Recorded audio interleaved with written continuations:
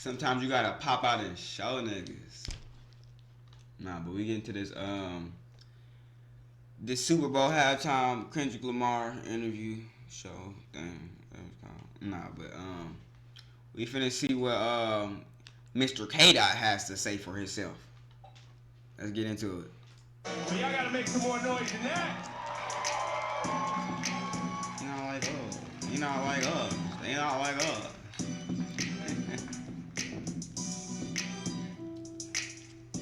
Good morning. How you doing? You know, Kendrick, it's a little bit surreal to actually see you in the flesh because you've always made it a point of just letting the music speak for yourself, which is something I really respect. But the spotlight has been shining so bright the past few months. I've just been wondering how you've been processing behind the scenes, how you've been feeling about everything happening, all the success. It's just really just I want to look at it like it's just a continuum of who I am, really. I've always stayed to myself, always been in my own bubble, whether it's with the fam or whether it's training. How I process it all is just, I continue to do what I was doing 10 years ago, and that's like, be better in myself, better in the craft, and not look at it as bright lights, you know? And it may sound cliche, but it always worked for me, even when I was young, you know, playing sports or being in the forefront of presentations and stuff like that. It was like, I gotta look at myself in the mirror rather than looking at it as a crowd or, you know, fame and attention. You gotta do that So self-reflection. now, early days of your career, you know, Section 80 days, even early mixtapes, and you perfecting your craft as an MC. Did you ever think we'd be at the Super Bowl with this? I wasn't thinking about no Super Bowl. You never thought about the Super I Bowl wasn't with thinking this? about no Super Bowl for sure. We was thinking about the best verse and how we gonna split this $5 at Church's Chicken or something like that. It wasn't no Super Bowl. Going to the studio and getting a meal. But I think, well, what I know is the passion I have now is still the passion I had then. And I think that carried on to the Super Bowl. So it was all about being present.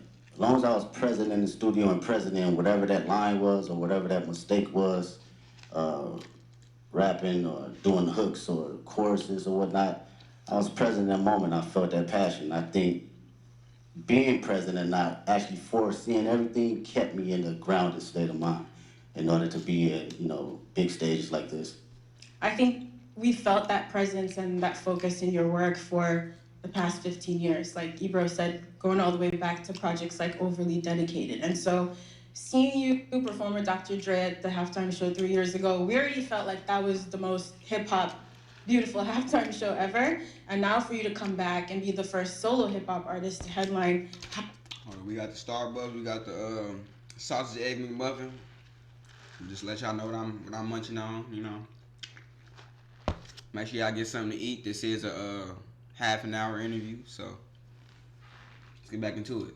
How does it feel being the artist to hit that milestone, and you know, just your thoughts on what that means about hip hop's progression and impact over the years? But that shit, it made me think about like the grind of it. You know what I mean? A lot of people don't see like the story before the glory, man. That shit's like shuffling out your mixtapes and, you know, going to neighborhoods and parties and performing there, hole in the wall spots.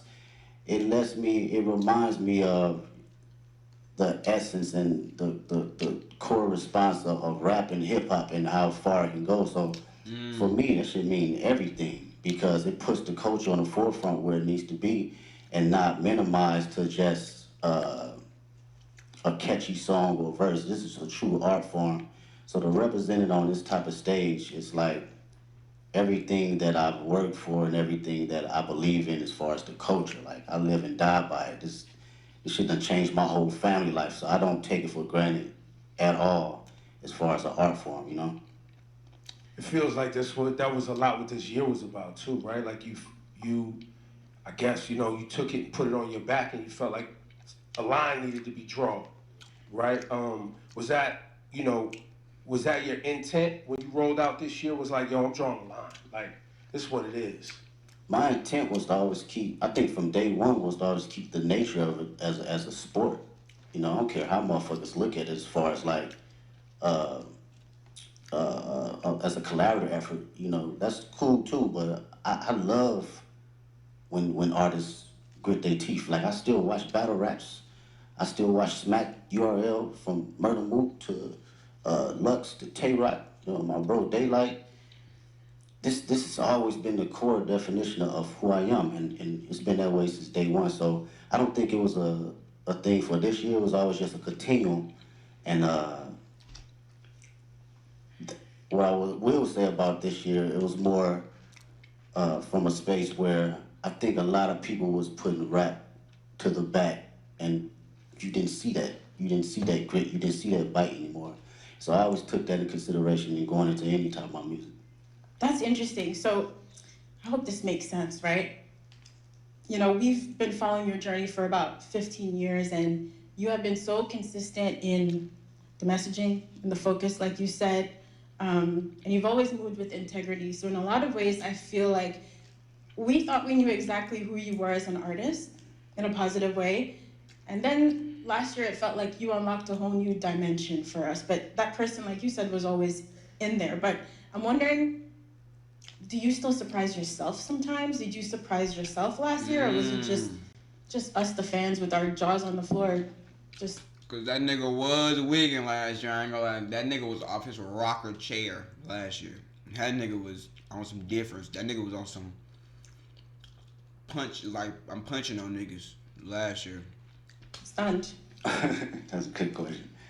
Surprised myself? Nah, I don't think I surprised myself because this for me and for my partners that's been around me since 2005, 2006, like my brothers, they know my personality, they know my capabilities, even when it wasn't presented to the public at first, right? So this is just like a revolving door of what I've been doing in Carson Studios, at the Homie Garage, or my brothers at TDE, or just anybody around the city of Compton in LA. It's just magnified to the level where I've progressed it and did enough hours to know, okay, I know where to place it now. I know how to make it connect with people. It feels like each album too, getting to this point was like That's the journey of every it artist. was an album for the culture. That's the journey of every artist. Like understanding, like my bad, John. Ooh. Understanding like their strengths and weaknesses when it comes to the art, but then also taking it a step further and kind of like making it digestible to the listeners on a grander scale than previous. Like with each song, you trying to make it more and more digestible to more and more people. And I feel like that's the true growth of an artist. It's not just like, oh, I'm gonna put this out. I'm gonna just make songs like that for the rest of the year. It's always trying to find like, okay, what's that thing I can do to place this to make this better than the last shit. That's what I really respect about that nigga. I ain't gonna lie. Inspiring, man. Inspiring. And it was an album for the critics. You know what I mean? And then it was for the critics. Yeah. And then GNX comes along. And it's like, nah. This is an album for anybody, everybody, and anybody who want it. At any time. And you brought that energy. And the energy you brought on GNX was an energy that I don't think was really happening in hip hop. Like it's a Public Enemy level energy. It's a Ice Cube, America's Most Wanted energy. For sure. Like it's a classic, timeless energy. Talk about your headspace between Mr. Morale and this GNX. Yeah, no, that's great. Go back even further, man. Speaking on that energy, like it's my cousins was like DJ Quick, and Dre, these folks that my people was playing. So I always had that DNA. And you heard that DNA a little bit on Good Kid, Mad City, but I wanted to tell my story first, right? And fast forward to GNX, I felt it was just a perfect time because not only the energy was lost, but it was an energy that was bubbling inside of me as well. I wanted to go back to the forefront of just the bite and just the grit of rap, just all raps and hard ass beats. And that's like the basics for me. I thought about, damn, what I used to like when I was a kid. Hard raps, good beats, that's smacking, right? And it was a great transition from Mr. Morale because that was my most intimate. I wanted to go inside of my own psyche and my own personal withdrawals and see how it connects with the public and who can relate. So during this time around, I think it was necessary coming out of that cocoon and feeling like, okay, I arrived now. I can spread my wings and show every state of who I am as far as Kendrick Lamar.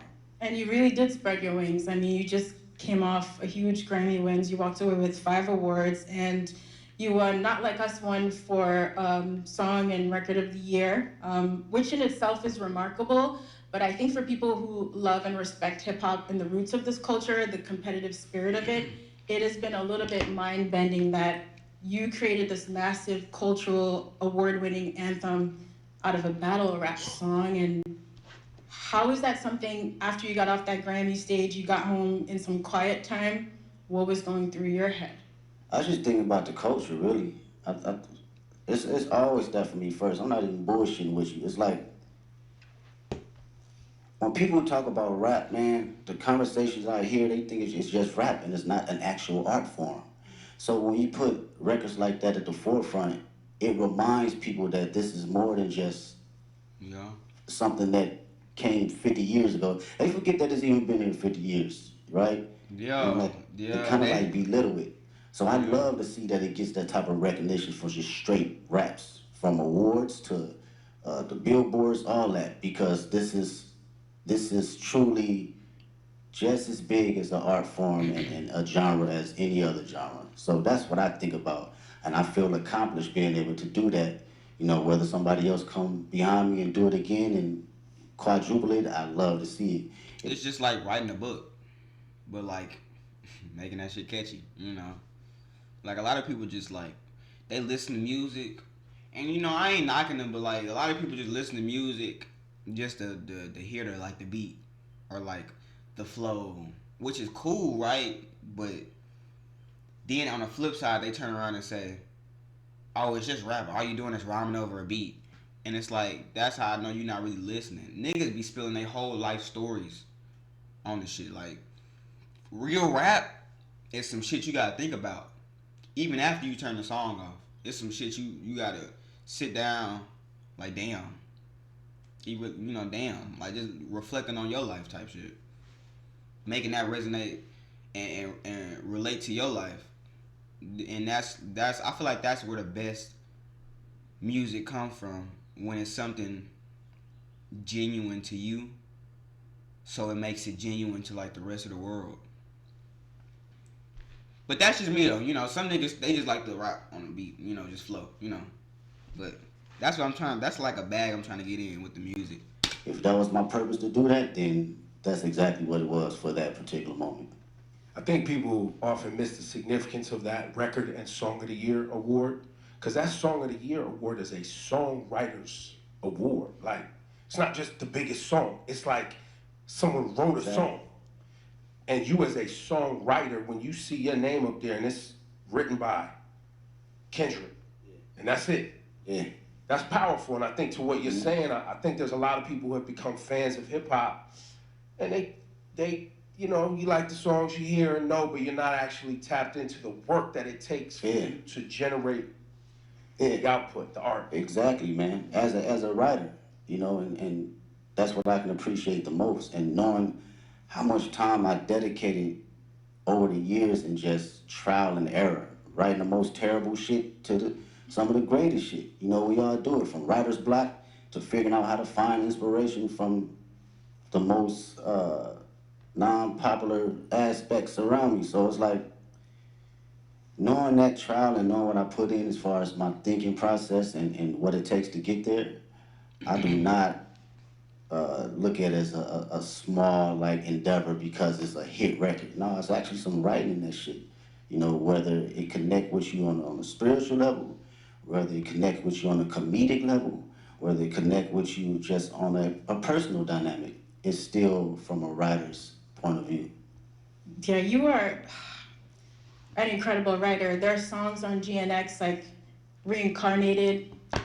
I didn't know what to do with that song for the first few times I heard of it, just trying to figure out where you possibly came up with the inspiration for a record like that. Like, when you're working on those songs, are you going through multiple versions until the right thing comes to you? It's hard to fathom, I guess is what I'm saying. Yeah, well, records like that. First off, shout out to Tupac. That's just number one. That was always one of my favorite records from him and Outlaws.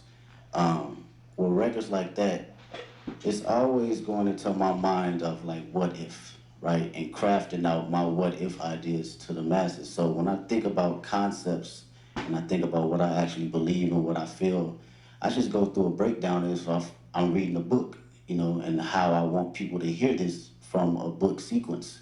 So my initial process is, okay, how can I open them up to the story, and how can I drive them to the ending point to make them feel truly exactly what I'm trying to convey, whether they take their own perspective from it or they take mine. I just want you to feel it first. The writing is there, and now it's up to me to perform it to where you can feel it. Yo, give it up for this guy, Kendrick Lamar. Y'all too quiet, man. This guy, this guy he doesn't sit down and do this too often, so this is a very special conversation. We appreciate you, bro. Yeah. I really do. And shout to SZA too, because you guys are making history man. right now. Hell yeah. And you've seen her from her humble beginnings like she's seen you from your humble beginnings. You've watched her find success, and now y'all sharing the stage at the Super Bowl. Got this humongous tour that's rolling out next year. Talk about this moment in both of y'all's career. Have you guys had a chance to even see each other in this moment and be like, yo, like... We haven't even had a chance to crash out about it because everything's been moving fast, like far as production and rehearsals and stuff. So we speak, but we haven't really got a chance to settle into the moment. For me personally, watching her, her career and where she's come from, it's amazing to see. I get to finally see how certain individuals see me come up in the process, because I seen her day one coming in the studio and writing songs, throwing away songs, writing another song, throwing away songs, and songs is hard. And I understood that process though, I wanted to be great. Even when people saying this is classic record, she like, no, I'm gonna write another one. And I understood that and I seen it, so to see it now magnified is like, she always had it, man. She always had it, and I'm just honored to be next to a talent. Yeah, you've both worked really hard to be here in this moment, and on Heart Part 6 is really amazing to hear you detail that journey for old and new fans, coming up through the ranks at TDE and now launching your own agency, PG Lang. So performing at the Super Bowl halftime show is very much, us as fans getting to celebrate you and this beautiful musical legacy, but also now you're stepping out as an entrepreneur. What has it been like to build your own business and to also showcase some of that creativity from your agency on this platform? Oh man, I love the process. Shout out to PG Lane. Make some noise with PG Lane. Yeah, that's my team, man. It's 30 incredible individuals, 5 extraordinary executives that work day in, day out to make sure we are doing something that will long live the culture. From a music standpoint, from a creative standpoint, fashion, film, books, day in, day out of just being around like-minded individuals that have different perspectives outside of just music. So through that process, it was a challenge for me, but even more a process of me enjoying, different ideas and different backgrounds and how to look at things. I love it. I love it. Being on calls and, formulating business ideas and ventures outside of my usual norm, it challenges me. And I can't wait to see what happens next. I know what's going to happen next. Yeah. We can. I think for the audience too, and anybody watching around the world, the PG Lang thing is I think people see you as an artist and someone who makes music, but I don't know if you want to share it today, but the level of detail that you yourself, along with Dave, and shout out to the whole PG Lang team, but y'all as friends that came up together, you in the edits. Like what we're gonna see on Sunday is a PG Lang production. Yes, that's all PG Lane. That is us sitting day in, day out, from the edits, the production, uh, the stage design, the music, the sound tech. It's everything across the board, and it takes a lot of work. It takes a lot of creative individuals. I can't sit here and say it's all me, because these are people that are just as passionate and want to see us win, but also want to put out something that lives a long, long time. And with with Dave's creative mind, it's just he's insane, man. That dude is like Basquiat in so many different fashions. You know, you can literally pick his brain about anything, and he'll give you an answer right down the middle to help you decide for yourself. So that's something I can always appreciate. Yeah, I'd say with all of your powers combined, y'all are really diabolical. Like, when you roll out the videos, all the visuals for GNX, just the way you all move strategically together, it is inspiring beyond the music. You know, just thinking about how to approach life and art in a holistic way. And so when it came down to planning for this Super Bowl now, you know, you've teased on the album coming up to New Orleans with this LA energy. How did you guys approach the show and trying to figure out how to pay tribute to the classics in your catalog with this new music and like a 13-minute set list? Yeah, it's wild. Miss Morale's like an hour and 30-minute tour, so it's like you gotta smack the shit down all the way to 13 minutes. It's kind of wild, and it's interesting because it lets you know kind of where you at and your perspective on how you think about catalog and music. For me, I love being present. I love being present, man. It's my favorite. It's very hard for me to live in the past.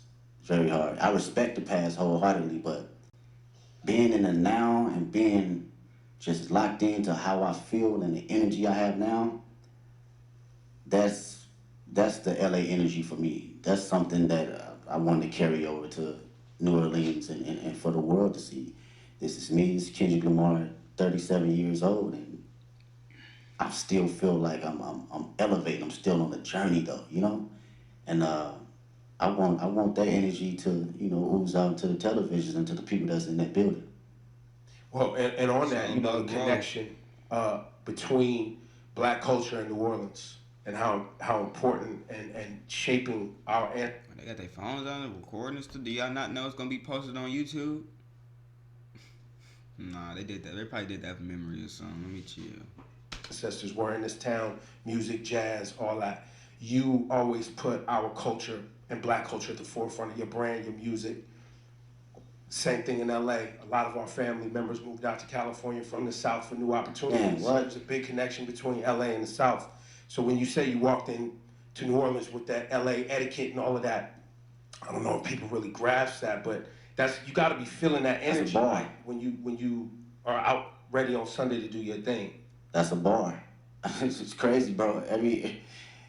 Out of all my friends, LA, us growing up, all our grandparents either from Louisiana, Texas, Chicago, like period. So our dialect and how we talk, it gauges from like the South and like the Bay Area. So like going to the store, we say finna. I'm finna go to the store. Like that's some South shit, you know what I'm saying? That's not no LA, right? Finna. So Don't everybody say finna? I'm finna do this, I'm finna do that. People don't say finna, y'all? Hey, write down in the comments, do y'all say finna? Or like, yo, what do y'all say? Like finsta? That's more like insta. I always say finna. I mean, I'm from Texas, so I guess it's a given, but still. What do people like say? Like what's the word to replace that? I'm finna go to the store. I'm about to go to the store. I'm about to go to the store. People say I'm about. That sound like too much movement and I'm finna go to the store. I'm about to go to the store. If you say I'm about to go to the store, I'm looking at you a little different. I ain't gonna lie. I'm finna go to the store. I'm finna. Let me get to the video, bro. That energy right there, and you know, making that correlation, it means a lot to me for people to understand that. And I'm the feeling. culture and just being black, I can't help that, man. It's just not something that I think about or even try to like go. I'm black. Shit, it's just go. It's in you. It's not on you. Yeah, it's gonna come out every time. I'm not go. I can't sugarcoat it. You know, I can't downplay it. I'm at a point in my life I can't necessarily fake the funk for nothing, and I've always had an essence of that. But you know, you have kids and shit. That shit's like I have to be who I am authentically, and if you know the world can't accept that, then so be it. But who rocking with it, I'm gonna put it all the way out there. You know, whether it's in private or whether it's on the main stage. Yeah, I don't think a lot of people and a lot of artists stand in themselves as authentically as you have. And I think one of the questions we've all been wrestling with over the past few months, watching you and the way you've moved, is really what is the role of an artist? And I think lots of people have very different definitions, but young Kendrick, again, back to overly dedicated and Section 80 mixtape Kendrick, and GNX Kendrick, Super Bowl Grammys Kendrick, has your idea of what the role of an artist is, you as an artist, has that ever changed? Um, I don't think I knew exactly what my role was early on. I had maybe clues of it, but now today I can truly say it's to express myself and express things that people can necessarily say on the daily and for them to actually relate to. And come from the most vulnerable place where people can actually feel it. I think that is, for me, that's the role for me as an artist. I don't give a fuck what place it come from. I could be the most angry person on the record. You go feel that shit that day if you woke up and you felt that. You want to smile, you go feel it because I'm going to make sure I'm present that particular time in the studio, in the booth, that I feel happy and I feel energized and I feel, you know, if I feel frustrated, you're going to feel it. And to carry that as an inspiration for people that's listening that may not have a voice, that, you know, I've grew up with cats, still to this day can't have a conversation. The most meanest, you know, aggressive individuals, but they can't even look you in the eye and express themselves the way they want to. So they resort to other things. And when I think about that, and I know that I have the tools necessary to communicate myself properly and effectively, I gotta do it for them. I gotta make records like Reincarnated. I gotta make records like Man in the Garden. I have to, because they feel that way, but they cannot project it. And when they hear somebody actually giving them affirmations, it allows them to speak more freely and be open, because again, I come from the same place they come from. Wow, Kendrick, we might not see you outside again soon after Super Bowl. I know, of course, you have the GNX tour. Listen, I know you also don't love doing interviews, but we are grateful. We're so grateful for all the music and the moments that you've given us over 15 years. And in the last year, your presence and your focus, it is noticed. So thank you. We really appreciate it. Thanks for taking our Thanks for questions. fighting for And hip hop, man. Oh, for sure. For fighting for hip hop. it is really appreciated. Appreciate y'all. And now, We do have some got some questions kids that are gonna ask from our questions. kid report. I got one more thing for you, Kendrick. Before we go to our friend here, Hayes Adler. What should people Look at expect man. to see and understand about Sunday's performance? Good question. Storytelling. I think I've always been very open about storytelling through all my catalog and my history of music, and I've always had a passion about bringing that on whatever stage I'm on. You know, whether it's a war tour or whether it's a 500 people at Key Club. I've always had a form of that. So I like on that sense of, you know, make people listen, but also see and think a little. I think this is going to be one of those performances where people are going to be digging up Easter eggs for I mean, years, that's the Kendrick years thing, to come. you know. Right? Even when it's not an Easter egg, people gonna make one up, right, Ken? Hayes, this is Hayes Adler. He's got a question for you, What's up, Kendrick. man? Hi, Kendrick. What's going on? How do you prepare for such a big performance? Do you have a favorite way to stay healthy and active? Yeah. I do some laps, whether it's some sprints. If we talking about, let's go from, okay, on a physical level, I give you that. Maybe it's a 2 mile warm up or a mile warm up, maybe some push ups, just to get the body movement. Sometimes you be out on that stage, man, and take a, you need some oil on your knees a little bit to get moving and get cranky. So physically, yeah, I'm just exercising the body, a little bit of stretching, a little bit of all that. And on a mental level, I'm usually playing some Isley Brothers just to calm my, not my nerves, but calm my excitement and just give it a balance, you know? So that's my prep right before I go out. Thank you, Hayes. Thank you so much. And now Alvin Williams. How you doing, sir? What's up, Kendrick? What's up, man? I'm a little with Big Brother and Big Sister New Orleans. What has mentorship meant to you during the course of your career? And if you could thank your mentors for believing in you, what would you say?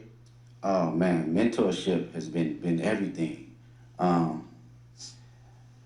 To be around individuals that had experienced every little thing that you think that you're the first person to go through it with, it's a difficult task when you're a young individual because you're like, shit, you don't know what you're talking about.